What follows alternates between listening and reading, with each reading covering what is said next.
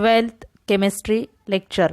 Last लेक्चरला solution हा chapter आपला कंप्लीट झाला होता. आता आजच्या लेक्चरमध्ये आपण नवीन चॅप्टर स्टार्ट करतोय. चॅप्टरचं नाव काय आहे बघा, आयोनिक इक्विलिब्रिया. काय नाव आहे चॅप्टरचं? Ionic equilibria. तर ह्या चॅप्टरमध्ये आपण काय थेरी आहेत म्हणजे काय काय स्टडी करणार आहे बघा. या चॅप्टरमध्ये जे आयन्स असतात, जेव्हा वॉटरमध्ये एखादं साल्ट किंवा आयोनिक कंपाऊंड वॉटरमध्ये डिझॉल्व्ह झाल्यानंतर काय होतं, त्याच्या आयन्समध्ये काय होतं, डिसोसिएटेड होतं. फॉर एक्झाम्पल NaCl मीठ जे आपण म्हणतो, रॉक सॉल्ट किंवा NaCl सोडियम क्लोराईड जेव्हा वॉटरमध्ये टाकल्यानंतर काय होतं, त्याचे आयन्स सेपरेट होतात, Na+ आणि Cl- असं जे असतं. किंवा ॲसिडिटी म्हणजे काय, बेसिसिटी म्हणजे काय, त्यानंतर ॲसिडिक कंपाऊंड कोणते, न्यूट्रल कंपाऊंड कोणते, pH रेंज कशी असते, ते कसं ओळखलं जातं, हे सगळं ह्या चॅप्टरमध्ये आपण स्टडी करणार आहोत. ॲसिड कशाला म्हणायचं, बेस कशाला म्हणायचं, थेरी आहेत वेगवेगळ्या, आरेनस थेरी, लॉरी ब्रॉन्स्टेड थेरी. त्या थेरीनुसार त्या सायंटिस्टनं ॲसिड कोणत्या कंपाऊंड्सना म्हणायचं, बेस कोणत्या कंपाऊंडना म्हणायचं, हे सांगितले. ओव्हरऑल स्टडी म्हटलं तर ह्या चॅप्टरमध्ये म्हणजे आयोनिक इक्विलिब्रियामध्ये आपण काय करणार आहे, तर जे तुमचे कंपाऊंड्स असतात सगळे ते कसे 3 टाईपमध्ये आपण करतो, ॲसिड, बेस, न्यूट्रल.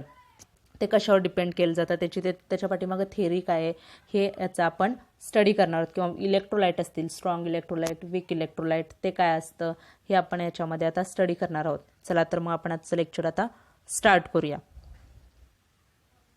या चॅप्टरमधला जो फर्स्ट पॉईंट आहे इंट्रोडक्शन, तो तुमच्या सिलेबसमध्ये रिड्यूस केलेला आहे, त्यामुळे ते इंट्रोडक्शनवर तुम्हाला काही क्वेश्चन विचारणार नाही आहेत. त्याच्यानंतरचा जो पॉईंट आहे आता इंट्रोडक्शनमध्ये काय, जे मी तुम्हाला स्टार्टिंगला सांगितलं म्हणजे आयन्स कसे तयार होतात, ॲक्वियस सोल्युशनमध्ये काय होतं, त्याच्यामध्ये बेस कोणता, ॲसिड कोणतं, कसं ओळखायचं, हे फक्त इंट्रोडक्शनमध्ये ह्या चॅप्टरमध्ये आपण काय स्टडी करणार आहे तेच असतं इंट्रोडक्शनमध्ये.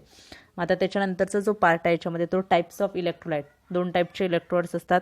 The substance which give rise to ions when dissolved in water are electrolyte. The substance, जे सबस्टन्स वॉटरमध्ये डिझॉल्व्ह झाल्यानंतर त्याचे आयन्स देतात त्यांना काय म्हणतात, इलेक्ट्रोलाइट्स. फॉर एक्झाम्पल NaCl जेव्हा वॉटरमध्ये डिझॉल्व्ह होतं तेव्हा काय होतं, त्याचे Na+ आणि Cl- अशा आयन्स सेपरेट होतात, त्यांना काय म्हणतात, electrolytes. The substance which give rise to ions when dissolved in वॉटरमध्ये डिझॉल्व्ह झाल्यानंतर जे सबस्टन्स आयन्स येतात त्यांना काय म्हणतात, तर इलेक्ट्रोलाइट्स. ही डेफिनेशन आहे इलेक्ट्रोलाइटची बघा. The substance which give rise to ions when dissolved in water are called electrolyte. The non electrolyte are those which do not ionize and exist as a molecules in aqueous solution. Non electrolyte solution काय होतात, aqueous सोल्युशनमध्ये dissociate होत नाहीत किंवा ionise होत नाहीत, त्याचे ions काय होत नाहीत, सेपरेट होत नाहीत, त्यांना म्हणतात नॉन इलेक्ट्रोलाइट सॉल्युशन. मला वाटते सॉल्युशनमध्ये लास्टला आपण colligative property of electrolyte study करताना पण मी हे सांगितलं होतं.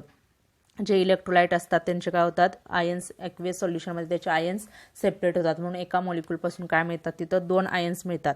पण नॉन इलेक्ट्रोलाइटच्या बाबतीत तसं होत नाही. नॉन इलेक्ट्रोलाइटचं काय असतं, तर आयन्सच सेपरेट होत नाहीत, त्यामुळे आहे तेवढ्याच काय राहतात, तुमचा जो सबस्टन्स आहे तितकाच राहतो. म्हणून नेहमी कॉलिगेटिव्ह प्रॉपर्टी ज्या इलेक्ट्रोलाइट सोल्युशनच्या काय असतात, higher than non electrolyte solution. The बघा next, the electrolytes are classified into strong and weak electrolyte. त्याचे 2 टाईप आहेत, strong and weak electrolyte. This classification is based on their extent of ionisation in dilute aqueous solution. हे classification कशावर depend आहे, तर extent of ionisation, ते किती ionise होतात in dilute aqueous solution. एखादं डायल्यूट सोल्युशन असेल ॲक्वियस, त्याच्यामध्ये ते किती आयोनाइज होतात, जे इझिली आयोनाइज होतील किंवा कम्प्लिटली किंवा जास्त स्ट्रॉंगली असं ते असतं, किती आयोनाइज होतात त्याच्यावर ते क्लासिफिकेशन आहे. तर स्ट्रॉंग इलेक्ट्रोलाइट हे काय होतात, कम्प्लिटली आयोनाइज होतं. The electrolytes ionising completely or almost completely are strong electrolyte. जे स्ट्रॉंग इलेक्ट्रोलाइट असतात ते काय होतात, कम्प्लिटली आयोनाइज होतात, म्हणजे पूर्ण त्याचे आयन्स सगळे काय होतात, कम्प्लिटली आयोनाइज होतात वॉटरमध्ये, त्यांना म्हणतात स्ट्रॉंग इलेक्ट्रोलाइट. ही पण डेफिनेशन विचारू शकतात, define strong electrolyte, weak electrolyte. The electrolytes ionising completely, जे कम्प्लिटली आयोनाइज होतील, और ऑलमोस्ट कम्प्लिटली, काही ठिकाणी कम्प्लिटली होतात, काही ठिकाणी थोडं फक्त रेअर अमाऊंटमध्ये राहतं. मग ऑलमोस्ट कम्प्लिटली किंवा or ionising completely are called strong electrolyte. For example strong acid, strong base आणि साल्ट. एक्झाम्पल लक्षात ठेवा, याच्यामध्ये जे स्ट्रॉंग ॲसिड असतील, माहिती आहे तुम्हाला, strong acid HNO3, H2SO4, HCl, हे सगळे स्ट्रॉंग ॲसिड आहेत. त्यानंतर स्ट्रॉंग बेसमध्ये NaOH आणि KOH. वाटल्यास इथं एक्झाम्पल लिहा, तिथं पेन्सिलनं लिहून घ्या नोटबुक तुमच्या बुकमध्ये. Strong acid HCl, HNO3, H2SO4. Strong base NaOH, KOH, हे जास्त करून स्ट्रॉंग बेस असतात. त्यानंतर साल्ट, त्यानंतर वीक इलेक्ट्रोलाइटमध्ये काय असेल त्याच्या रिव्हर्स डेफिनेशन तुम्हाला करता येईल. The electrolytes which dissociate to a smaller extent, जे कमी प्रमाणात डिसोसिएटेड होतात. The electrolytes which dissociated to a smaller extent in aqueous solution are weak electrolyte. Weak acids and weak bases belong to this class. याच्यामध्ये काय येतील weak acid and weak bases belong to this class. तर weak acid कोणते असणार आहेत तर माहीत असतील तुम्हाला. Weak acid acetic acid CH3COH हे वीक ॲसिड असतं. ॲसिटिक ॲसिड जे ऑर्गॅनिक ॲसिड्स असतात, आता जे मी तुम्हाला अगोदरचे एक्झाम्पल सांगितले HCl HNO3 H2SO4 हे काय आहेत इनऑर्गॅनिक ॲसिड्स आहेत. ज्याच्यामध्ये कार्बन असतं त्या ॲसिडना म्हणतात ऑर्गॅनिक ॲसिड. आणि जे कार्बन सोडून दुसऱ्या इलेमेंट्सपासून जे ॲसिड तयार झालेलं असतं त्याला म्हणतात इनऑर्गॅनिक ॲसिड.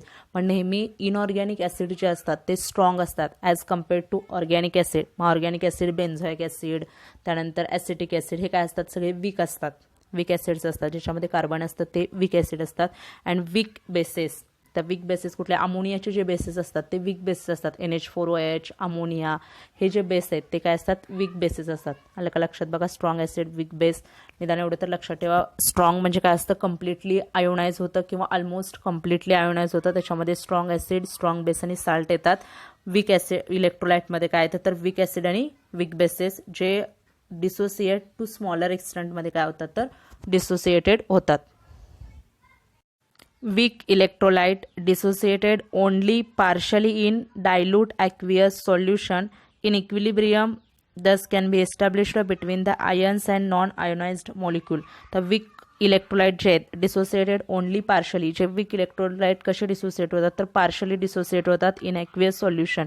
इन इक्विलिब्रियम कंडिशनला काय होतं can be established between the ions and non ionised molecule. Ion आणि नॉन आयोनाइज्ड जे मॉलिक्यूल असतील त्यांच्यामध्ये काय होतं तर इक्विलिब्रियम एस्टॅब्लिश होते. The ionisation reaction there in represented by a double arrow. आता ही तुम्हाला माहिती आहे डबल ॲरो. आपण जे इक्विलिब्रियम रिॲक्शनला फॉरवर्ड आणि बॅकवर्ड रिॲक्शन दाखवण्यासाठी आपण जे ॲरो यूज करतो तो डबल ॲरोनं आयोनायझेशन रिॲक्शन, कारण आयन सेपरेट होतात ते दाखवण्यासाठी तो ॲरो यूज करतात between the ions and non ionised molecule. For example बघा जर NaCl मधले आपल्याला आयन्स लिहायचे असतील, आता हे नॉन आयोनाइज्डसाठी असतं नॉन इलेक्ट्रोलाइटसाठी असतं. NaCl आपला इलेक्ट्रोलाइट आहे. मग NaCl मध्ये काय होणार सांगा. हे काय दाखवतात असं दाखवतात आणि पुढे Na+ त्याच्या आयन्स आणि Cl- असे आयन्ससाठी तो डबल ॲरो रिप्रेझेंट करतात. The degree of dissociation. Next point है degree of dissociation alpha. The degree of dissociation of an electrolyte is defined as the fraction of total number of moles of the electrolyte that dissociated into its ion when the equilibrium is attained. It is denoted by symbol alpha. The degree of dissociation काय असतं symbol कशाने denote करतात तर अल्फानं. मग काय असतं degree of dissociation म्हणजे fraction म्हणजे आपण जो रेशो घेतो. फ्रॅक्शन म्हणजे काय असतं ratio total number of moles of the electrolyte. Total number of moles of the electrolyte that dissociated into its ions. म्हणजे तुमचे जेवढे टोटल नंबर ऑफ मोल्स आहेत ते किती आयन्समध्ये डिसोसिएटेड होतात हा जो रेशो असतो त्याला काय म्हणतात तर डिग्री ऑफ डिसोसिएशन. म्हणजे जेवढे आयन्स असतील जो तुमचा इलेक्ट्रोलाइट आहे तो डिसोसिएटेड होणार आहे तो त्याचे टोटल नंबर ऑफ मोल्स आणि किती ते आयन्स देतात तेवढे मोल्समध्ये किती आयन्स मिळतात हा जो रेशो असतो त्याला काय म्हणतात अल्फा डिग्री ऑफ डिसोसिएशन. दिलाय बघा alpha is equal to number of moles dissociated upon total number of moles. The number of moles dissociated तिथं काय येणार तुमचे जेवढे आयन्स येतात जेवढे आयन्स बाहेर पडतात नंबर ऑफ मोल्सचे जे डिसोसिएटेड होणारे आयन्स असतील ते डिसोसिएट येतात आणि खाली काय येणार आहे total number of moles. Number of mole dissociated divided by total number of moles. मग पर्सेंट काय येणार अल्फा इंटू 100 हे तुमचं पर्सेंटेजमध्ये येतं. If C is the molar concentration of an electrolyte in equilibrium concentration cation or anion alpha into C mole per DM³. आता C काय असतं मोलर कॉन्सन्ट्रेशन आपल्याला माहिती आहे. आपण मला वाटतं 11th जर तुम्ही बघितलं असेल ते C म्हणजे concentration molar concentration of an electrolyte. जर ते मोलर कॉन्सन्ट्रेशन असेल काय असतं कॅटायन आणि ॲनायनचा alpha into C degree of dissociation into concentration mole per DM³. तर ह्याच्यावर काय क्वेश्चन विचारतात एक तर तुम्हाला डेफिनेशन फक्त विचारतील define degree of dissociation symbol किंवा ते फॉर्म्युला त्याचा तो number of moles dissociated divided by total number of moles आणि पर्सेंटेजमध्ये कॅल्क्युलेट करायचं असेल तर इंटू 100 करायचं. मग तुमचा आन्सर काय येतं तर पर्सेंटेजमध्ये येतं. Acids and bases. आता भरपूर वेळा तुम्ही शब्द ऐकलाय ॲसिड बेस पण ॲक्च्युअल ॲसिड म्हणजे काय असतं आणि बेस म्हणजे आपल्याला एक्झाम्पल माहिती आहे, हे ॲसिड आहे, HCl म्हटलं की आपण ॲसिड आहे म्हणतो, NaOH म्हटलं की बेस आहे म्हणतो, पण तो ॲसिड ते काय ॲसिड आहे का बेस आहे हे आपल्याला माहीत नसतं. त्याच्या पाठीमागे ज्या थेरी आहेत, वेगवेगळ्या सायंटिस्टनं त्या थेरी मांडलेल्या आहेत, त्या थेरी आता आपण ह्या पॉईंटमध्ये बघणार आहे. अरेनस थेरी आहे, लॉरी ब्रॉन्स्टेड थेरी आहे, लेविस थेरी आहे, त्या ॲसिड आणि बेससाठीच्या थेरी आहेत. मग आता बघा, acid and bases are familiar chemical compound. तुम्हाला माहिती आहे हे acid and base familiar chemical compound आहेत. Acetic acid is found in vinegar. व्हिनेगारमध्ये जे ॲसिड असतं ते कोणतं असतं तर acetic acid, citric acid in lemons. आता जे लेमन, ऑरेंजेस वगैरे असतात त्याच्यामध्ये काय असतं तर सिट्रिक ॲसिड, त्याला सायट्रिक ॲसिड पण म्हणतात. तसाही उच्चार करा, सायट्रिक और citric acid is found in lemons. Magnesium hydroxide in antacid. आता अँटासिडची जी टॅबलेट असते, जे ॲसिड सिक्रेट झालेलं असतं याच्यामध्ये, तुम्हाला माहिती आहे जे डायजेस्टिव्ह सिस्टीम असते, बायोच्या स्टुडंटला माहिती असेल, डायजेस्टिव्ह सिस्टीममध्ये जे ॲसिड सिक्रेट होत असतं ते किती असतं तर जे HCl असतं, हायड्रोक्लोरिक ॲसिड, जवळजवळ 1.5 pH असतं. एवढा त्याचा pH काय असतो तर हायली ॲसिडिक असतं, ते एकदम स्ट्रॉंग ॲसिडिक असतं. हायली ॲसिडिक pH असतो 1.5 असल्यामुळे ते हायली ॲसिडिक असतं. आणि तो जो त्याचं एकदम ॲसिड जास्त असल्यामुळं एकदा का जर ओमिटिंग वगैरे तो त्रास होता जर झाला असेल तर काय होतं तर ते ॲसिड जास्त वाढलं असेल, ॲसिडची क्वांटिटी, तर ते न्यूट्रलाइज करण्यासाठी अँटासिड घेतले जातात. म्हणजेच काय असतात त्या टॅबलेटमध्ये बेसच असतं. मग ते अँटासिड घेतल्यामुळे काय होतं तर ते न्यूट्रलाइज होतं. जे ॲसिड सिक्रेट जास्त ॲसिड सिक्रेशन झाले ते काय होतं तर न्यूट्रलाइज होतं तिथं. मग मॅग्नेशियम हायड्रॉक्साईड दिसते तुम्हाला, हायड्रॉक्साईड आहे म्हणजे त्याच्यामध्ये बेस असतं. Magnesium hydroxide in antacid. Ammonia in household cleaning product. Ammonia हे बेस आहे. अमोनिया पण कशामध्ये असतो, हाऊसहोल्ड क्लिनिंग प्रोडक्ट जे असतात, क्लीन करण्यासाठी जे वापरतात त्याच्यामध्ये अमोनिया असतो. The tartaric acid is present in tamarind paste. Tartaric acid, चिंच, त्याच्यामध्ये असतं हे tartaric acid. These are some acid and bases we come across in everyday life. आता ही जी ॲसिड अँड बेसेस आत्तापर्यंत बघितले म्हणजे सायट्रिक ॲसिड असेल, ॲसिटिक ॲसिड, त्यानंतर अँटासिडची जी टॅबलेट असते त्याच्यामधलं मॅग्नेशियम हायड्रॉक्साईड, अमोनिया, देन टॅमॅरिंडमधलं टार्टारिक ॲसिड, हे सगळं आपण एव्हरीडे लाईफमध्ये ही ॲसिड आणि बेसेस यूज करतो. आता याच्या ज्या थेरी त्या बघूया आपण ॲसिडच्या. Theory of acid and bases. आता ही first theory for acid and बेससाठी, Arrhenius theory of acid and bases. According to this theory acid and bases are defined as follows. तर ह्या थेरीनुसार ॲसिड अँड बेस कसे डिफाईन केले जातात. First आहे acid. Acid is a substance which contains hydrogen and gives rise to H+ ions in aqueous solution. ह्या थेरीनुसार, अरेनस थेरीनुसार काय, ॲसिड असे सबस्टन्स असतात की त्यांच्यामध्ये हायड्रोजन असतो आणि ते H+ आयन्स देतात. त्यांना काय म्हणतात तर ॲसिड्स. हायड्रोजन आयन असतो आणि H+ आयन देतात ॲक्वियस सोल्युशनमध्ये. बघा त्यांनी दिले, acid is a substance which contain hydrogen and gives rise to H+ ions in aqueous solution. Aqueous सोल्युशनमध्ये H+ आयन्स देतात आणि काय असतं हायड्रोजन असतो, त्यांना म्हणतात ॲसिड्स. खाली तुम्हाला एक्झाम्पल पण दिले बघा, HCl. आता HCl मध्ये पण काय ॲसिड आपण म्हणतो, HCl ॲसिड आहे. अकॉर्डिंग टू अरेनस थेरी त्याच्याकडे हायड्रोजन पाहिजे, हायड्रोजन आहे. ॲक्वियस सोल्युशनमध्ये काय देतं ते H+ आयन्स देतं. दिलेत का बघा, त्याचं जेव्हा ॲक्वियस सोल्युशन वॉटरमध्ये आपण आयन्स करतो तेव्हा काय होतं H+ आणि Cl- हे आयन्स सेपरेट होतात, म्हणजे gives rise to H+ ions आणि हायड्रोजन असतात. त्यानंतरचं नेक्स्ट एक्झाम्पल आहे CH3COOH. हे पण काय ॲसिड आहे, ॲसिटिक ॲसिड. त्याच्यामध्ये पण काय होणार आहे CH3CO- आणि H+ हे आयन्स सेपरेशन होतात आणि ते काय देतं H+ आयन्स देतात. म्हणून अकॉर्डिंग टू अरेनस थेरी हे दोन काय आहेत तर ॲसिड्स आहेत, HCl आणि CH3COOH. The substance which contains hydrogen and gives rise to H+ ions. Definition लक्षात राहिली पाहिजे कारण विचारतात तुम्हाला what is the definition of Arrhenius acid. तिथं अरेनस ॲसिडची डेफिनेशन लिहावी लागते डिफाईन करताना, किंवा Arrhenius explain the Arrhenius theory of acid and bases, तेव्हा सगळं तुम्हाला लिहावं लागेल. हे मग काय येणार CH3CO- प्लस H+. हे तुमचे जे ॲसिड H+ देतात आणि त्यांच्याकडे हायड्रोजन असतो त्यांना म्हणतात acids. Arrhenius described H+ ions in water as a bare ions. They hydrate in aqueous solution and thus represented as a hydronium ion H3O+. We hereafter conveniently represent them as H+. आता अरेनसनं काय describe केलं, हा जो H+ ion बाहेर पडतो म्हणजे हे जे H+ आयन, हे बघा ते आत्ता मी जे वाचलं त्याचा अर्थ काय आहे तर हा जो तुमचा H+ आयन बाहेर पडतो आपल्या सोल्युशनमधला ॲसिड काय देतो H+ आयन देतो. तो जो H+ आयन्स असतो तो वॉटर, ऑलरेडी काय आपण ॲक्वियस सोल्युशन म्हणतोय वॉटर आहे, मग वॉटरमध्ये जे H2O असतं त्याच्यासोबत हा H+ आयन कंबाईन होतो आणि हायड्रोनियम आयन देतो, म्हणजेच काय देतं H3O+. प्लस तयार होतो, हायड्रोनियम आयन. मग आता इथं फक्त आपल्याला तुम्हाला समजावं म्हणून इथं H+ आयन फक्त दाखवलं, इतकंच सांगितलं. त्याच्यात जेव्हा वॉटरमधले H2 असतं त्याच्यासोबत हा H+ आयन कंबाईन होतो तेव्हा काय देतो तर तो हायड्रोनियम आयन H3O+. समजली का बघा ॲसिडची definition. They contain hydrogen and gives rise to H+ ions are called acids. Base, आता बेसची डेफिनेशन बघा. Base is a substance that contains OH group. बेसमध्ये कोणते ग्रुप असणार आहेत? OH group. ॲसिडला काय होता? हायड्रोजन ग्रुप होता. Base is a substance that content OH group and produces hydroxide ions OH- ions in aqueous solution. काय produce करणार आहे? हायड्रॉक्साइड आयन और OH- ions in aqueous solution. For example NaOH gives Na+ आणि OH-. OH- ions तुमचे काय पडतात? बाहेर पडतात. त्याला म्हणतात base according to Arrhenius theory. ज्याच्याकडे हायड्रॉक्साइड आयन्स असतात आणि जे हायड्रॉक्साइड आयन देतात त्यांना काय म्हणायचं तर base according to Arrhenius theory. त्यानंतरचं दुसरं एक्झाम्पल आहे बघा NH4OH. त्याच्याकडे पण OH आहे. आयन्स काय देणार? NH4+ OH-. समजला. ॲसिडला काय असतं? H+ आयन डोनेट करतो. हायड्रॉक्साइड आयन काय डोनेट करतो तर OH-. त्यांना काय म्हणतात? बेसला OH- डोनेटर आणि जो ॲसिड असतं ते H+ देतं according to Arrhenius theory. Arrhenius theory accounts for properties of different acids and bases and it is applicable only to aqueous solution. आता ही जी थेरी आहे फक्त ॲक्वियस सोल्युशनसाठी ॲप्लिकेबल आहे, कारण ॲसिडचं सोल्युशन ॲक्वियसमध्ये असेल तरच ते H+ आयन आणि OH- आयन देतं. म्हणजे H+ देत असेल तर आपण ॲसिड म्हणतो, OH- देत असेल तर बेस म्हणतात. मग हे जी अरेनस थेरी आहे ती कशासाठी ॲप्लिकेबल आहे?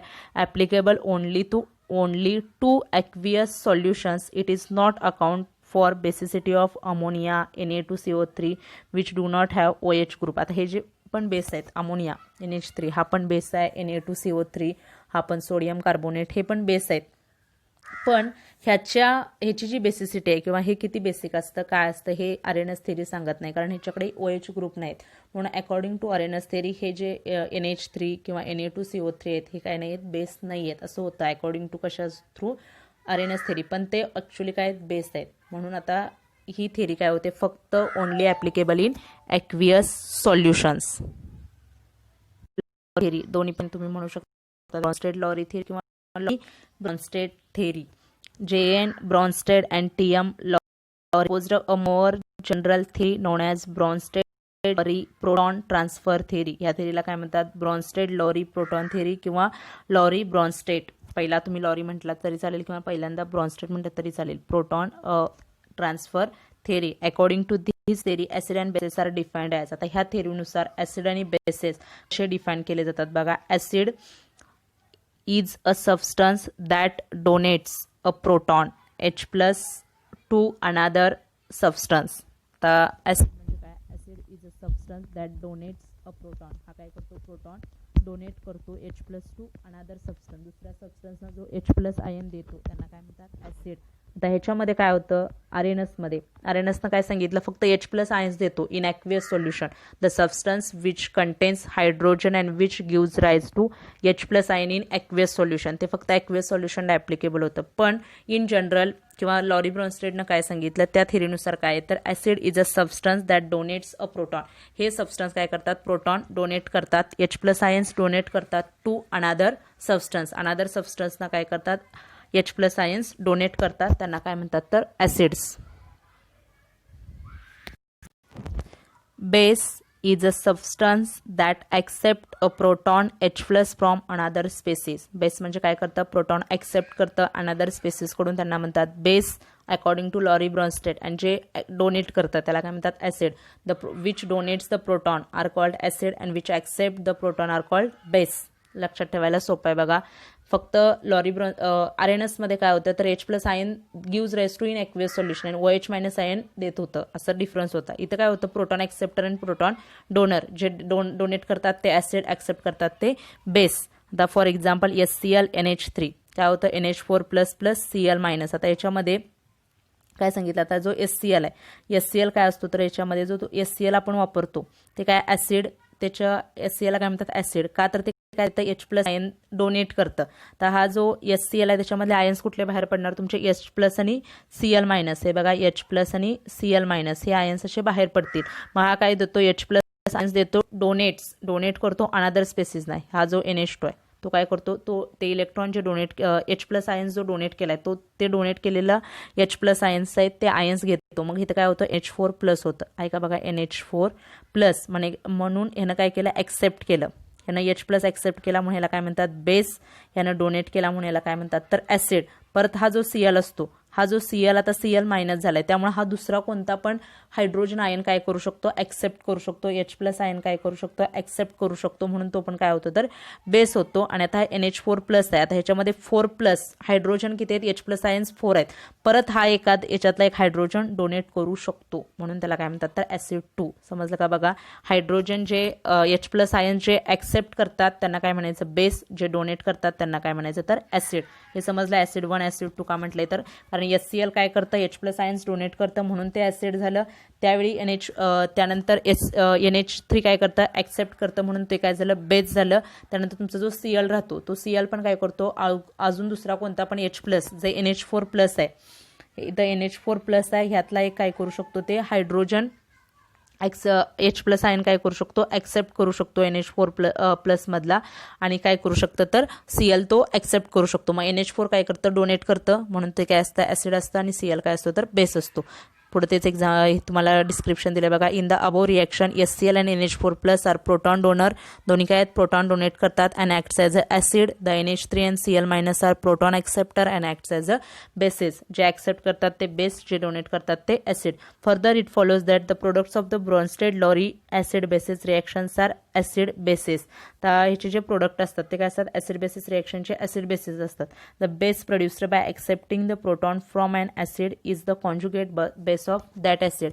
तर जेव्हा बेस प्रोड्युस्ड, जो बेस तयार होतो by accepting a proton accept केल्यानंतर जो तुमचा बेस तयार होतो, म्हणजे बेस प्रोड्युस्ड, जो बेस तयार होतो by accepting a proton from an acid is called conjugate base of that acid. त्या ॲसिडचा काय म्हणतात, त्याला कॉन्जुगेट बेस किंवा conjugate base of that acid. म्हणजे एका ॲसिडमधनं तुमचा जो H+ डोनेट होतो आणि दुसरा जो ॲसिड किंवा जे बेस ते H+ आयन ॲक्सेप्ट करून बेस तयार होतो, त्या दोघांना काय म्हणतात तर conjugate base of that acid. Likewise the acid produced when a base accept a proton. तर जे ॲसिड बेस ॲक्सेप्ट केल्यानंतर जे ॲसिड तयार होतं त्याला काय म्हणतात, is a conjugate acid of that base. A pair of an acid and base differing by a proton is said to be a conjugate acid base pair. तर ती जी pair तयार होते, म्हणजे एक ॲसिड तुमचं काय करणार आहे, डोनेट करणार आहे, बेस ॲक्सेप्ट करणार आहे, त्या दोघांना काय म्हणतात एकमेकांचे कॉन्जुगेट बेस किंवा ते म्हणतात कॉन्जुगेट बेस पेअर. त्या दोघांना काय म्हणतात तर कॉन्जुगेट बेस पेअर. आता खाली एक्झाम्पल आहे त्याच्यावर तुमच्या लक्षात येईल बघा. HCl H2O H3O+ आणि HCl. आता ह्याच्यामध्ये कसं होतं, आता H+ काय करतं तुमचं ॲसिड H+ काय HCl मधलं काय होणार, ते H+ डोनेट करेल. ह्यानं डोनेट केल्यामुळे काय होणार आहे, हे ॲसिड होणार आहे म्हणून त्याला ॲसिड 1 नाव दिले. आता हे डोनेट केलेलं H+ आणि त्याच्यापासून तुमचा बेस कोणता तयार होतो तर Cl-. H+ गेल्यानंतर तिथं फक्त राहतं Cl-. मग तो H+ डोनेट केल्यानंतर जो बेस प्रोड्यूस होतो, बेस प्रोड्यूस होणारा कोणता बेस आहे तर Cl-. हा बेस प्रोड्यूस होतो, तो ह्याचा काय असतो तर कॉन्जुगेट, म्हणून त्याला काय म्हणतात तर हे ॲसिड बेस कॉन्जुगेट. समजलं का, कॉन्जुगेट बेस पेअर. जेव्हा एखाद्या ॲसिडमधनं एखादा H+ जातो आणि जो बेस तयार होतो, किंवा असं लक्षात ठेवा, the base produced bye donation of H+ ions from acid, that base is called the conjugate base of that acid. त्या ॲसिडचा त्याला काय म्हणतात तर कॉन्जुगेट बेस. म्हणून हे ॲसिड जे HCl काय म्हणतात, Clचा कॉन्जुगेट बेस, आणि त्या दोन्हींना म्हणतात कॉन्जुगेट बेस पेअर. त्यानंतरचं आता H2O बघा. H2O मध्ये काय होतं तर तुमचं H3O, ह्यातला H+ काय करतो, H2O ॲक्सेप्ट करतं. H+ काय करणार आहे, H2O ॲक्सेप्ट करणार आहे. मग ते तयार काय होतं H3O+. मग आता ह्या बेसपासून ॲक्सेप्ट केल्यामुळे काय झालं, ॲसिड तयार झालं. बेसनं काय केलं, H+ ॲक्सेप्ट केलं. मग ॲक्सेप्ट करून काय झालं त्याचं H3O+ तयार झाला. मग H3O+ काय झालं, ॲसिड तयार झालं. मग बेसमुळे जे ॲसिड तयार होतं, the acid produced acid, definition सांगते बघा, the acid produced by the accept of hydrogen ions किंवा H+ ions by base. That acid is called conjugate base of that किंवा conjugate acid of that base, म्हणून ह्यांना काय म्हणतात conjugate acid base pair. कारण हे H3O+ कशामुळे तयार होतं तर ह्या H2Oनं H+ आयन्स बेसनं H+ आयन ॲक्सेप्ट केल्यामुळं ते ॲसिड तयार होतं. समजलं का बघा, मला वाटतं कॉन्जुगेट बेस पेअर. वाटल्यास अनेकदा सांगते कॉन्जुगेट ॲसिड म्हणजे काय तर किंवा कॉन्जुगेट बेस म्हणजे काय तर ॲसिड जेव्हा एखादा H+ आयन डोनेट करून जो बेस तयार करतो, तो जो बेस असतो तो बेस आणि ते ॲसिड एकमेकांना काय असतात कॉन्जुगेट असतात, त्यांना काय म्हणतात conjugate base of that acid. म्हणजे आता एक्झाम्पल जे आपलं हे HCl आहे, HCl मधला जो H+ आयन आहे बघा, HCl मधलं जे H+ आहे ते H+ मधलं काय डोनेट होतं तर H+ हा H+ डोनेट करतो. HCl मधलं काय डोनेट होणार आहे H+ आयन डोनेट करतो, त्यामुळे ते काय ॲसिड आहे तो H+ डोनेट झाल्यानंतर तुमचा बेस कोणता प्रोड्यूस होतो तिथं Cl- हा बेस प्रोड्यूस होतो, म्हणून ह्या बेसला काय म्हणतात कॉन्जुगेट बेस ऑफ HCl. हा जो Cl- आहे तो काय conjugate base of that acid म्हणजे HCl, त्यालाच म्हणतात कॉन्जुगेट बेस पेअर 1 त्याच्यामध्ये झाली, म्हणून त्याला ॲसिड 1 आणि बेस 1 दिले. त्यानंतर H2O, आता H2O जो HClनं H+ प्रोड्यूस केले तो HCl बेस काय करतो ॲक्सेप्ट करतो. मग जेव्हा बेस H+ आयन ॲक्सेप्ट करतो आणि दुसरं एखादा ॲसिड तयार करतो त्याला काय म्हणतात तर त्या ॲसिडचा तो बेस काय असतो कॉन्जुगेट असतो. म्हणजे आता इथं काय आहे तर H3O+ आहे, कोणता तुमचा ॲसिड तयार झाला H3O+, तर ह्याला ॲसिड का म्हणतात तर हे परत तुमचं हे डोनेट करू शकतं H+ आयन्स काय करू शकतं परत डोनेट करू शकतं, म्हणून त्याला ॲसिड सेकंड म्हणतात. मग आता ह्या बेस जो H2O बेस आहे तो हा H+ आयन्स इकडून जे HCl कडून H+ आयन्स बाहेर पडले ते H+ आयन्स जेव्हा ॲक्सेप्ट करतो तेव्हा तुमचं जे ॲसिड तयार होतं त्या ॲसिडला काय म्हणतात the conjugate acid of that base. The acid produced when accept of hydrogen ions by base that acid is called conjugate acid of that base. त्या बेसचं काय म्हणतात त्याला कॉन्जुगेट ॲसिड. मला वाटतं आता हे परफेक्ट समजलं असेल. आत्तापर्यंत आपण फक्त आता 2 थेरी बघितल्या आजच्या लेक्चरमध्ये, स्ट्रॉंग इलेक्ट्रोलाइट, वीक इलेक्ट्रोलाइट. त्यानंतर ह्या थेरी बघितल्या कोणत्या तर अरेनस थेरी आणि लॉरी ब्रॉन्स्टेड थेरी किंवा Bronsted Lowry theory for proton ट्रान्सफरची थेरी. ही परत एकदा थेरी व्यवस्थित वाचा, दोन्ही समजायला खूप सोपं आहे, त्याच्यावर क्वेश्चन पण इझी असतात, चॅप्टर खूप इझी आहे. त्यामुळे आता आजचं लेक्चर तर आपण आता इथंच स्टॉप करतोय. नेक्स्ट लेक्चरला याचा पुढचा पार्ट आपण स्टडी करू.